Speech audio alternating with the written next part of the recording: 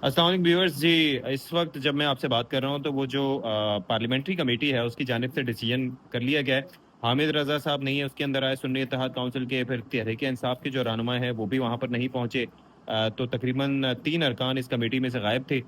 फिर भी 2 तिहाई अक्सरियत से यानी कि 8 से ज़्यादा लोगों ने इसके ऊपर वोटिंग की और फैसला ये किया है कि जस्टिस याहिया अफरीदी जो कि सीनियरिटी लिस्ट में तीसरे नंबर पर थे, उनको चीफ जस्टिस ऑफ पाकिस्तान के ओहदे के लिए नामजद कर दिया गया है। और अब वही चीफ जस्टिस ऑफ पाकिस्तान होंगे अगर तावक्ते के इस आईनी तरमीम को स्ट्राइक डाउन नहीं कर देती सुप्रीम कोर्ट, या कोई और ऐसी चीज नहीं हो जाती, या फिर आइंदा आने वाली पार्लियामान कुछ फैसला नहीं करती। खैर वो तो दूर की बात है, लेकिन याहिया अफरीदी साहब का नाम कोई अचंभे की बात नहीं है। उनके लिए लॉबिंग हो रही थी, उनके लिए तरीकेकार, वजह उसकी क्या है वो मैं बता देता हूँ।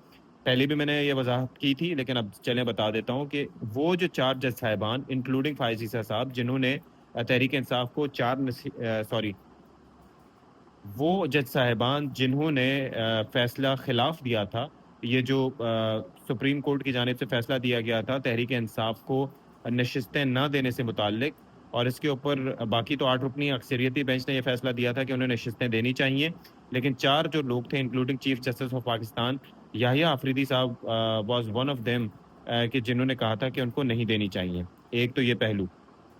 दूसरा पहलू ये कि 8 रुकनी अक्सरियती बेंच जो था उसकी सरबराही कौन कर रहे थे? मंसूर अली शाह साहब। तो उनका नाम तो हो ही नहीं सकता था because he is an upright जज।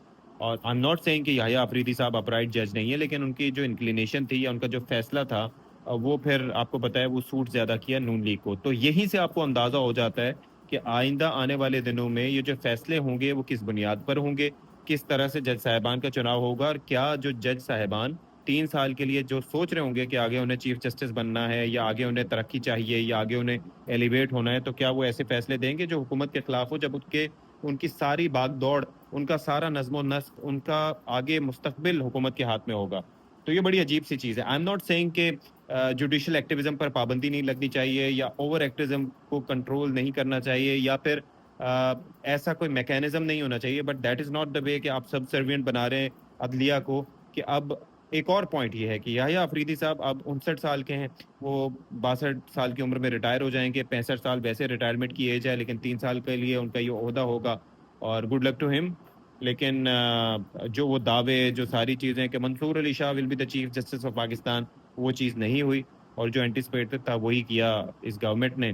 तो यही लग रहा था। एक तो काजी फाइज ईसा साहब से जाहिर है कि उनका टेन्योर पूरा हो गया, उन्होंने एक्सटेंशन चाही भी नहीं थी तो उनको मिली भी नहीं, और वो जो सारी बातें हो रही थी, अब आईनी बेंच पे याहिया अफरीदी के इख्तियार में नहीं होगा, वो जुडिशल कमीशन लगाएगा।